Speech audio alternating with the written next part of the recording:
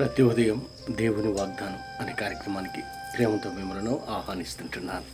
ఈ ఉదయకాల సమయంలో దేవుడు మన కొరకు ఏర్పాటు చేసినటువంటి వాక్య భాగము యెషయా గ్రంథము 30వ అధ్యాయము 18వ వచనం చివరి భాగాన్ని ధ్యానించుకుందాం.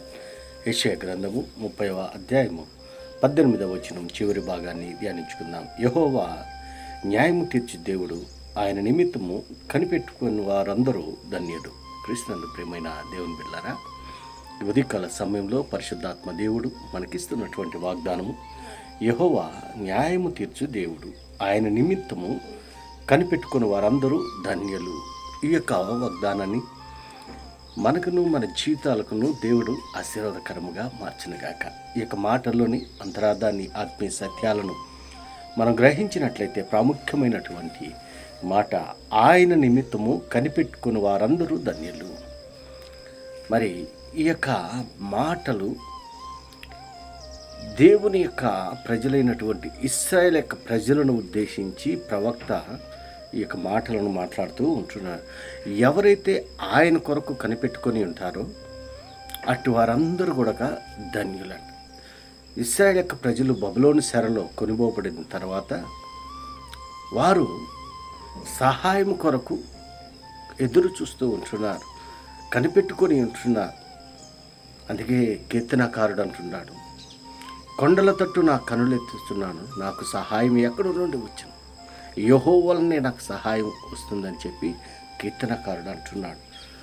ఆయన కొరకు కనిపెట్టుకునేటువంటి వారు ధన్యులుగా ఉంటున్నారు. యెహోవా కొరకు ఎదురు చూసేవారు నూతన బలము పొందెదురు అనే దేవుని యొక్క వాక్యంలో మనం చూస్తుంటున్నాం. అంత మాత్రమే కాదు, కానీ ఎవరైతే ఆయన కొరకు కనిపెట్టుకుని ఉంటున్నారో అట్టి వారి పట్ల మరి న్యాయము తీర్చేటువంటి దేవుడుగా ఆయన ఉంటున్నాడు. అంత మాత్రమే కాదు, కానీ ఆయన కొరకు కనిపెట్టుకునేటువంటి వారు మరి కరుణింపవలనైనా ఆయన నిలబడి ఉంటున్నాడు.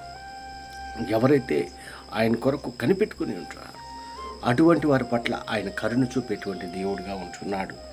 మరి ఆయన ఆలస్యం చేసేటువంటి దేవుడు కాదు. మరి ఈ లోకంలో మనం గమనించినట్లయితే అనేక వాటి కొరకు కనిపెట్టుకొని ఉంటున్నారు, అనేక వాటి విషయాల్లో ఎదురు చూస్తూ ఉంటున్నారు.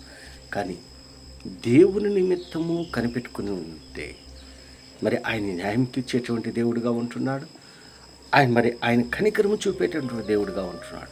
అందుకే దేవుని యొక్క వాక్యంలో మనం గమనించినట్లయితే ఆయన కోపము నిమిషం మాత్రమే, ఆయన దయ ఆయుష్కాలం ఉంటుందని దేవుని యొక్క వాక్యంలో మనం చూస్తున్నాం. క్రీస్తునందు ప్రియమైన దేవుని బిడ్డలారా, ప్రవక్తను ఇశ్రాయేలు యొక్క ప్రజలను ఉద్దేశించి మాట్లాడుతున్నటువంటి మాటలు, ఆ మాటలు మనకును మన జీవితాలను దేవుడు ఆశీర్వాదకరంగా మార్చిపోతుంటాడు. ఆయన కొరకు కనిపెట్టుకుని మనం జీవించేటువంటి వారిగా ఉండాలని దేవుడు కోరుకుంటూ ఉంటున్నాడు. మరి అందుకే మీరు కుడి తట్టైనను ఎడమ తట్టైనను తిరిగినను ఇది త్రోవ, దీనిలో నడువుడి అని నీవు వెనక నుండి ఒక శబ్దము నీ చెవులకు వినబడను. మరి కుడి ప్రక్కకు కానీ ఎడమ ప్రక్కకు కానీ తిరిగినను ఇది త్రోవ, దీనిలో నడువుడి అని వెనక నుండి ఒక శబ్దము నీ చెవులకు వినబడును అని అక్కడ మనం చూస్తుంటున్నాం. మరి 15వ వచనంలో మనం గమనించినట్లయితే ప్రభు ఇశ్రాయేలు యొక్క పరిశుద్ధ దేవుడునకు యెహోవా ఇలాగ సెలవిచ్చాడు, మీరు మరలా వచ్చి ఊరకుండుట వలన రక్షింపబడెదరు, మీరు ఊరకుండి నమ్ముకున్నట వలన మీకు బలము కలుగును. మరి దేవుడు పిలుస్తూ ఉన్న తిరిగి ఆయన వైపు రావాలని, ఆయన మార్గంలో నడవాలని, ఆయన తట్టు తిరగాలని దేవుడు ఇష్టపడతాడు. ఇశ్రాయేలు యొక్క ప్రజలు బబులోను చెరలో ఉంటున్నారు. ఆ యొక్క బబులోను చెరలో నుండి బయటికి రప్పించేదానికి దేవుడు ప్రవక్తను వాడుకుంటూ ఉంటాడు. క్రీస్తునందు ప్రియమైన దేవుని బిడ్డ, ఇకలోక సంబంధమైనటువంటి కార్యాల్లో, సాతాను బంధకాల్లో చిక్కున్నటువంటి మనలను ఆయన తిరిగి రండి అని వారు పిలుస్తూ ఉంటున్నాడు. ఆయన నిమిత్తం కనిపెట్టుకున్నాడు. ఆయనే మనకు సహాయం చేసేటువంటి దేవుడుగా ఆయన ఉంటున్నాడు. మరి దేవుడు ఎల్లప్పుడూ మన పట్ల కరుణ చూపేటువంటి దేవుడుగా ఉంటున్నాడు. మన నిమిత్తం ఆయన దయ చూపేటువంటి దేవుడుగా ఆయన ఉంటున్నాడు. మనం ఆయన మార్గాల్లో నడిచేటువంటి వారిగా మన పూర్ణ హృదయంతోను, పూర్ణ ఆత్మతోను, పూర్ణ శక్తితోను, పూర్ణ బలముతోను ఆయన్ని ఆరాధించేటువంటి వారిగా, ఆయన తట్టు తిరిగేటువంటి వారిగా నీవు నేను ఉండాలని ఈ కొద్ది మాటల ద్వారా నేను హెచ్చరిక చేస్తున్నాను. దేవుడి యొక్క మాటలను మరెక్కువగా మీకును మీ కుటుంబాలకును ఆశీర్వాదకరంగా దేవుడు మార్చిన గాక. ఆమేన్.